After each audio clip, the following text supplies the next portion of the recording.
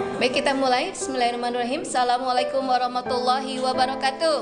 Waalaikumsalam warahmatullahi wabarakatuh. Alhamdulillahirabbil alamin wa bihi nasta'in wassalatu wassalamu ala asrofil anbiya'i wal mursalin wa ala alihi washabihi ajmain amma ba. Salawat beserta salam semoga tercurah kepada junjungan alam habibana wa nabiyana Muhammad sallallahu alaihi wasallam. Alhamdulillah atas nikmat sehat walafiat kita bisa berjumpa kembali di mata kuliah statistik ya.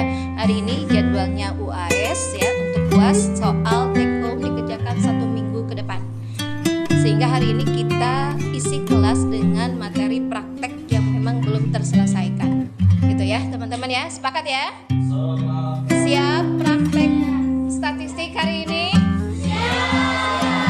Hari ini kita akan uji parametrik ya. Parametrik dan non parametrik ya. Pengambilan keputusannya berangkat dari atau ditentukan dari uji normalitas yang sudah kita lakukan beberapa minggu yang lalu ya. Namun hari ini kita akan uji yang parametrik dulu. Nah, bukan berarti nanti teman-teman yang hasilnya tidak normal ya, yang hasilnya tidak normal tidak ikut belajar, tetap semuanya harus menguasai ya. Baik teman-teman yang minggu kemarinnya hasilnya normal, tidak normal, tetap harus menguasai baik yang jenis parametrik ataupun yang non parametrik. Tanya dulu, yang hasil ujinya normal siapa saja? Oke.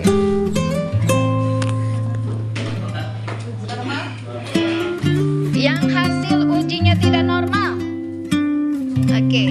Nah, yang hasil ujinya normal kategorinya variabelnya ada berapa? Variabel X-nya 1, Y-nya 1. Itu kebanyakan yang hasilnya normal.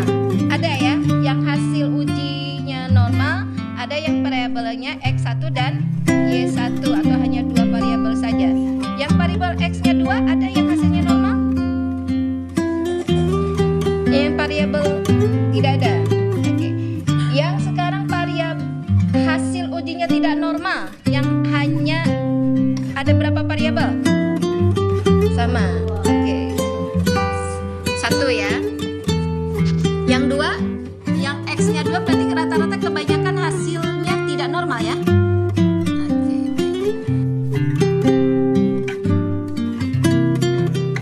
Oke, setelah coding semua variabel X1, X2 dan Y-nya di variabel view SPSS-nya, buka data view-nya, masukkan semua skor data di data view-nya ya. Oke, sudah siap untuk melakukan uji T-nya? Siap ya. Oke, di data view semua data sudah dimasukkan. Sekarang klik analyze. Terus apalagi itu yang sudah saya copy di grup langkah-langkahnya? Klik regression, terus linear. Oke, teman-teman, yang teman-teman variabel X-nya ada 2, X1 dan X2, maka satu-satu langkahnya ya. Berarti yang di independen X1-nya dulu, baru ke independennya Y. Yang teman-teman X-nya ada 2, ada X1 dan X2 dan Y, berarti olah data pertama untuk uji T-nya X1 dulu dengan Y. Paham? Paham. Nah, sekarang pindahkan dulu yang variabel X-nya ke kolom independen. Oke. Seterusnya Y-nya ke dependen.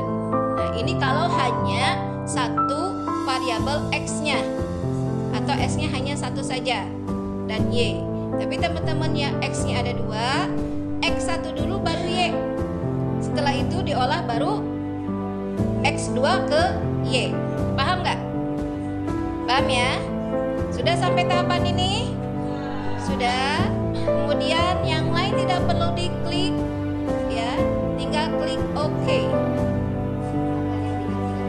Ya, sudah klik OK. Keluar hasilnya sudah? Oke. Nah, data mana yang akan kita baca, yaitu yang koefisien. Ya. Data yang dibaca untuk hasil olah di SPSS-nya yang koefisien. Ada di tampilan teman-teman? Data yang dibaca yang di koefisiennya ya, teman-teman ya. Nanti akan saya jelaskan. Oke. Bisa yang lain?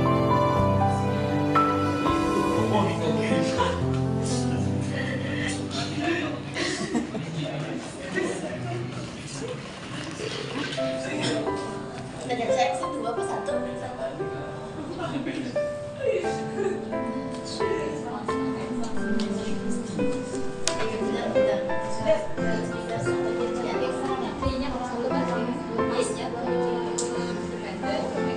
Ini tiga cowok ganteng apa ya? Boyband. Bapak perhatikan ya.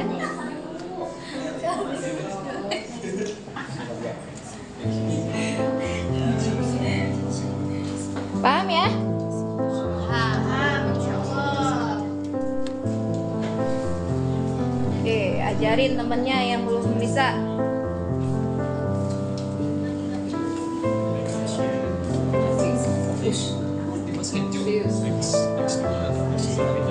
Sim.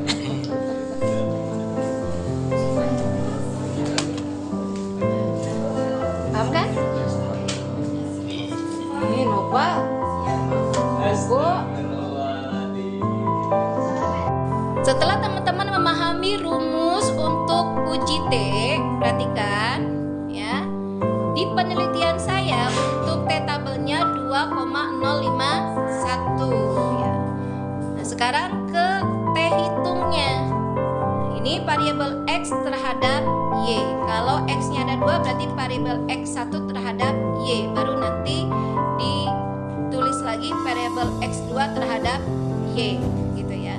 Nah, nilai signifikan rumusnya itu 0,01. Ini di mana didapatkannya? Lihat di hasil sini. Yang ini ya, teman-teman ya. Ya. 0,001. Dilihat di koefisien hasil uji statistik di SPSS-nya ya. Jadi nilai signifikannya 0,001. Nah, 0,001 itu lebih besar atau lebih kecil dari 0,05? Lebih kecil ya. Oke, cantumkan. Kemudian nilai T hitung harus lebih besar dari T tabel untuk rumusnya. T hitung yang mana di sini? Ya, T tabelnya kan sudah dicantumkan ya, 2,051. T hitungnya yaitu yang di sini, teman-teman ya. Nih, di nilai T yang paling bawah. 3,767. Bisa ditemukan di hasil uji T masing-masing? Oke. Nah, hasilnya lebih besar atau lebih kecil? Lebih besar. Rata-rata lebih besar. Besar. Tapi biasanya kalau hasilnya itu sesuai, yang memang teman-teman dari awalnya itu sudah normal. Yang tidak normal biasanya dia nggak sesuai. Bisa dipahami? Jadi nanti nilai T hitungnya taruh di sini. 3,767 lebih besar dari 2,051. Bisa dipahami? Nggak pusing kan? Setelah teman-teman memahami uji T, sekarang ke uji F. Data yang digunakan di SPSS untuk uji F adalah data yang sama digunakan untuk uji T. Ya, oke teman-teman. Siap untuk uji F-nya? Oke, untuk uji F, saya ulangi ya. Klik Analyze, klik Regression, klik Linear, ya. Kemudian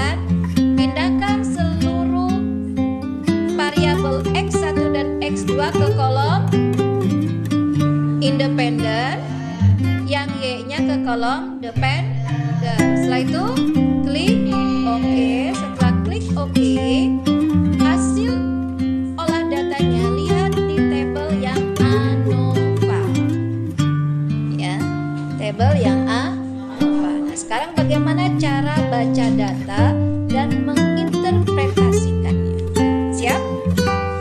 Terus uji F.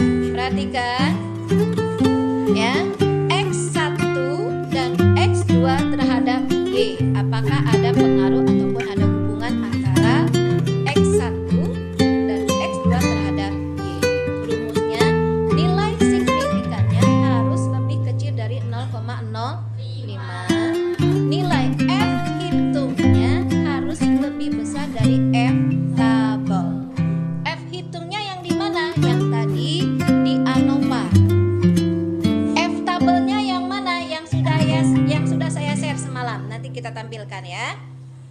Oke, paham sampai di sini? F tabelnya di tabel yang sudah saya tampilkan. Korelasi F itu ada dua ya, ada yang 0,01 dan 0,05. Kita buka yang 0,05, yang ini ya. Persentase distribusi F yang 0,05 sudah dibuka, sudah saya share semalam di grup ya. Setelah dihasilkan data untuk uji F-nya, bagaimana cara menginterpretasikannya yang akan kita buat laporan di laporan skripsi kita misalkan ya. Nah, tulis dari tabel. Nah, kolom yang ANOVA tadi pindahkan ke laporannya ya. Misalkan tabel berapa? Misalkan tabel 12 misalkan ya. Dapat diketahui bahwa nilai signifikansi dari pengaruh variabelnya sebutkan. Misalkan variabel apa? Harga atau kepemimpinan ya. X1 dan X2-nya apa? Ya, kualitas produk terhadap variabel Y-nya apa? Sebutkan. Adalah sebesar, sebutkan nilai signifikannya yaitu 0,003 lebih kecil daripada 0,05 dan nilai F hitung berapa di sini F hitungnya? 7,260. Dia lebih besar dari F tabelnya yaitu 3,35. Hal tersebut membuktikan bahwa HO-nya ditolak dan HA-nya diterima. Artinya terdapat pengaruh harga dan kualitas produk terhadap layanan konsumen secara signifikan. Kita hari ini untuk uji T dan uji F parametrik, paham?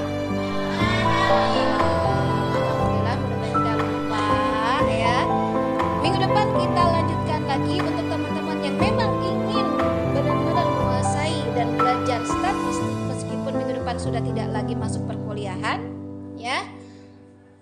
Silahkan, saya tidak mewajibkan, tapi siapa yang mau supaya materi ini tuntas. Karena kalau secara kalau dalam rencana pembelajaran di SPSS itu hanya sampai ke statistik deskriptif, tidak sampai ke inferensial ya. Tetapi saya ingin teman-teman semuanya menguasai